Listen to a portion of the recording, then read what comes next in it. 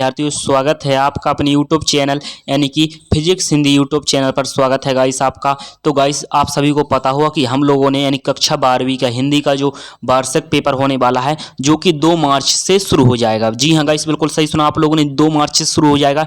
उसके लिए हमने यानी कि व्याकरण की बोले तो हम ग्रामर की, जी हाँ गाइस, ग्रामर के यानी कि महत्वपूर्ण क्वेश्चन हमने अपलोड कर दिए हैं। अगर आपने उस वीडियो को नहीं देखा है तो गाइस उस वीडियो को जाकर देख लें। इस वीडियो हम आपके लिए यानी कि 2 अंक वाले इतने महत्वपूर्ण क्वेश्चन लेकर आए हैं कक्षा 12वीं की हिंदी की, जो कि 2 मार्च को आने वाले हैं, सॉल्यूशन के साथ लेकर आए हैं। इस वीडियो हम आपको फुल जानकारी देने वाले हैं, कहां से पीडीएफ डाउनलोड करना है एवं यह यानी कि सारे क्वेश्चन आने वाले हैं। जी हां गाइस, तो आइए शुरू करते हैं बिना कुछ देर के साथ। सबसे पहले गाइस हम बात करेंगे यानी कि एमपी बोर्ड एग्जाम 2023 कक्षा 12वीं हिंदी 2 अंक वाले सभी महत्वपूर्ण क्वेश्चन सॉल्यूशन के साथ देने वाले हैं। जी हां गाइस, बिल्कुल सही सुना आप लोगों ने। इसके बाद गाइस हम बात करेंगे आपके अगले क्वेश्चन यानी कि पहले क्वेश्चन की। तो पहला क्वेश्चन आपका इंपॉर्टेंट रहने वाला है यानी कि जगजीवन के भार से कवि का क्या आशा है, यानी कि जगजीवन का भार है उससे कवि का क्या आशा है। तो देखिए गाइस इसका सही आंसर आ जाएगा। देखिए यानी कवि का आशा है कि संसार में रहकर मनुष्य को अनेक यानी कि उत्तरदायित्वों का निर्वहन करना होता है, इस कारण जीवन आसान नहीं रह जाता। कर्तव्यों के गुरुतर भार को ही जगजीवन का भार कहा गया है। जी हाँ गाइस, बहुत ही सरल है, आप लोग एक बार पढ़ते जाएंगे और आप लोगों को क्वेश्चन याद होता जाएगा। बहुत ही सरल भाषा में बनाया है। कवि संसार को अपूर्ण क्यों मानता है। जी हाँ गाइस, इसके अगर हम सही आंसर की बात करें तो इसका आंसर रहने वाला है यानी कवि को संसार अपूर्ण क्यों लगता है, यह आपका क्वेश्चन रहने वाला है। देख, कवि को संसार इसलिए अपूर्ण लगता है क्योंकि यह समस्त संसार स्वार्थी है। जी हाँ गाइस, स्वार्थी है। जैसे कि आप सब स्वार्थी हैं, मैं भी स्वार्थी हूँ, सब लोग यानी कि दुनिया के सभी लोग स्वार्थी होते हैं। सिर्फ हम संत महात्मा की बात करें तो उनको छोड़कर नेता सारे स्वार्थी होते हैं। जी हाँ गाइस, यहाँ हर कोई अपनी स्वार्थ यानी कि स्वार्थ पूर्ति में डूबा हुआ है। जी हाँ गाइस, आप स्वार्थी हैं। जैसे कि आप लोग ने यह वीडियो क्यों देखा, जिससे आप लोगों के अच्छे मार्क्स आ सकें। जी हाँ गाइस, इसलिए आप लोग वीडियो देख रहे हैं, यानी कि आप खुद भी स्वार्थी हैं। संसार केवल उन्हीं को पूछता है जो उसकी जय जयकार करते हैं। जी हाँ गाइस, इसके बाद हम बात करें यानी कि शीतल वाणी में आग होने का क्या अभिप्राय है। जी हाँ गाइस, इसके अगर हम सही आंसर की बात करें तो इसका आंसर बहुत ही इंपॉर्टेंट रहने वाला है, जो कि आने वाला है यानी कि 2 मार्च को आने वाला है। जी हाँ गाइस, शीतल वाणी में आग होने का अभिप्राय यह है कि उसकी वाणी शीतलता भले ही दिखाई देती हो पर उसमें आग जैसी जोशीले विचार भरे रहते हैं। उसके दिल में इस आग के प्रति विद्रोह की भावना है पर वह जोश होश नहीं खोता, वह अपनी वाणी में शीतलता बनाए रखता है। यहाँ आग से यानी कि अभिप्राय कवि की आंतरिक पीड़ा से है। जी हाँ गाइस, बिल्कुल सही सुना आपने।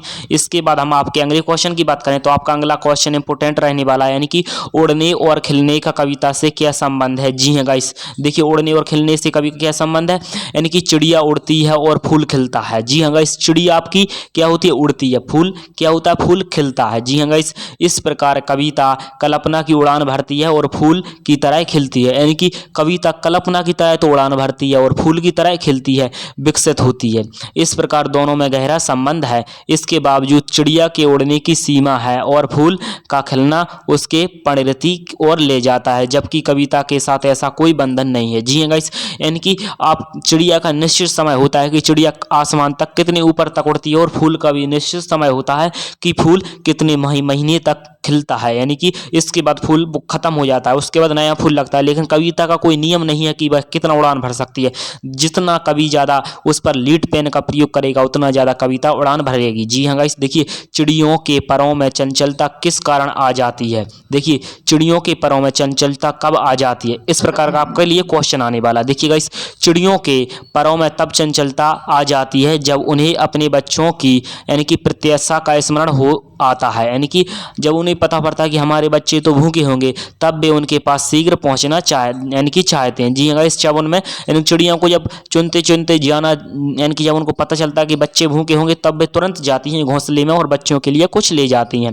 देखिए थका हुआ पंथी किस कारण जल्दी जल्दी चलता है, यानी कि थका हुआ यानी कि पंथी का मतलब होता है राहगीर। जैसे कि कोई भी अपन मान लो खुद से, जैसे कि हम खुद तक हैं, ऐसे हम जब कहीं जाते हैं तो जब हम थक जाते हैं तो हम जल्दी जल्दी क्यों चलते हैं। देखिए इसका पंथी इसलिए जल्दी जल्दी चलता है कि दिन ढलने से पूर्व वह अपनी मंजिल पर पहुंच जाए, वह दिन ढलने से पूर्व अपनी मंजिल पर पहुंचना चाहता है, इसलिए पंथी जल्दी जल्दी चलता है, यानी कि राहगीर। जी हाँ गाइस, इसके बाद हम बात करें यानी कि बड़े बड़े राजा किस पर निस्वार होते हैं, यानी कि बड़े बड़े राजा किसके लिए अपनी जान देने के लिए तैयार हो जाते हैं। देखिए, उनका जीवन प्रेम में निराशा के कारण खंडहर सा है, फिर भी उस पर राजाओं के महल निछावर होते हैं। ऐसे खंडहर का वह एक हिस्सा लिए घूमता है जिसे महल पर निछावर कर सके। प्रश्न कवि ने अपनी अनुभूतियों का परिचय दिया है कहाँ का नाता में प्रश्न अलंकार है। इस प्रकार का आपके लिए क्वेश्चन आएगा, आ सकता है या फिर आने वाला है। जी हाँ गाइस, अगर हम आपके अगले क्वेश्चन की बात करें तो बच्चे किस बात की आशा में नीड़ों से झांक रहे होंगे, यानी कि जो चिड़िया के बच्चे हैं वो किस बात की आशा में नीड़ों से यानी घोंसले से झांक रहे होंगे। उनके माता पिता अब उनके लिए भोजन लेकर आते ही होंगे, अतः वे अपने माता पिता को देखने के लिए नीड़ों से झांक रहे हैं। माता पिता से उनका मिलन हो जाएगा तथा उनके पेट की आग भी शांत हो जाएगी। इस तरह नीड़ों से झांकना उनकी प्रतीक्षा को दर्शाता है। जी हाँ गाइस, कितना अच्छा क्वेश्चन है, आपके लिए बहुत ही सरल एवं मैंने यानी कि अच्छे क्वेश्चन उपलब्ध करवाए हैं जो कि 100% गारंटी से आने वाले हैं। जी हाँ गाइस, इसके बाद हम बात करें यानी कि मेरा छोटा खेत कविता के संदर्भ में अंधड़ और बीज किया है।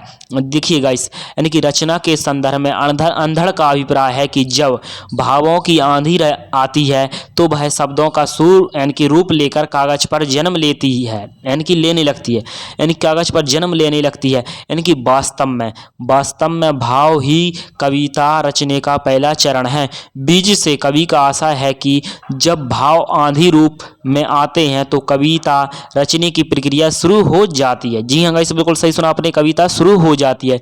इसके बाद आए गाइस हम आपके अगले क्वेश्चन की बात करें तो देखिए गाइस, आपका अगला क्वेश्चन रहने वाला है, आपका अगला क्वेश्चन क्या रहने वाला है, देखिए गाइस आपका अगला क्वेश्चन रहने वाला है यानी कि राम ने भ्रात प्रेम की तुलना में किसको हीन माना है। यानी कि राम भगवान ने यानी कि भ्रात प्रेम यानी कि भाई के प्रेम की तुलना में किसको हीन माना है।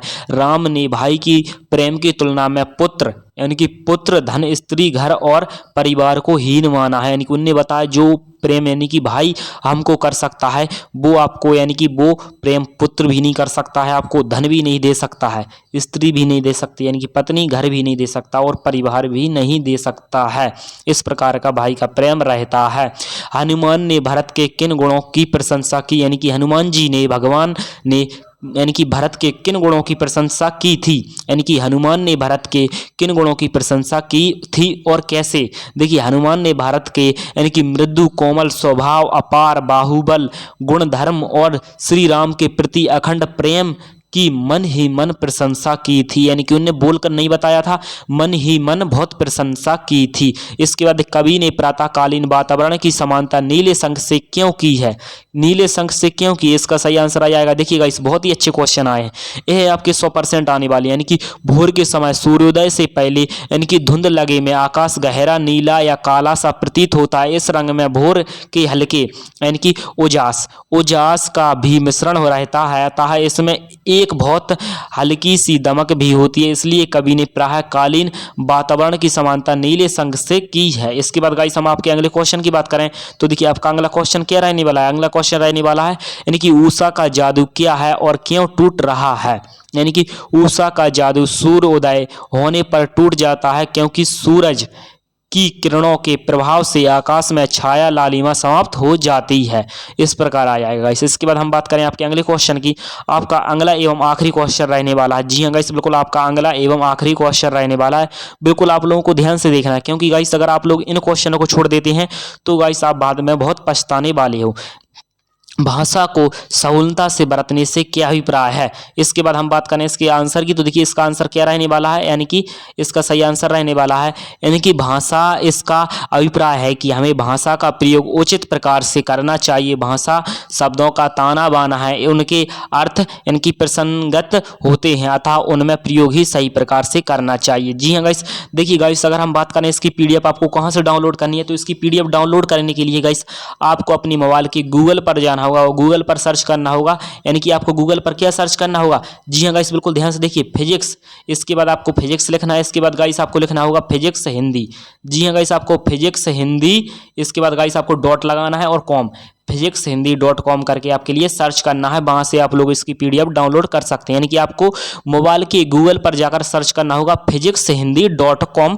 वहाँ से आप लोग इसकी PDF डाउनलोड कर सकते हैं। जी हाँ गाइस, एवं लिंक कमेंट बॉक्स नहीं, सॉरी गाइस, डिस्क्रिप्शन बॉक्स में इसका लिंक दिया हुआ, वहाँ से भी आप लोग इसमें यानी कि जुड़ सकते हैं। टेलीग्राम का लिंक दिया हुआ है, वहाँ पर भी आपको इसकी PDF मिल जाएगी। तो गाइस प्लीज़ आप लोग चैनल को सब्सक्राइब कीजिए, वीडियो को लाइक कीजिए, दोस्तों में ज़्यादा से ज़्यादा शेयर कीजिए, क्योंकि गाइस हम आपके लिए बहुत ही कठिन परिश्रम करते हैं। तो गाइस मिलते हैं अगली वीडियो, तब तक के लिए जय हिंद।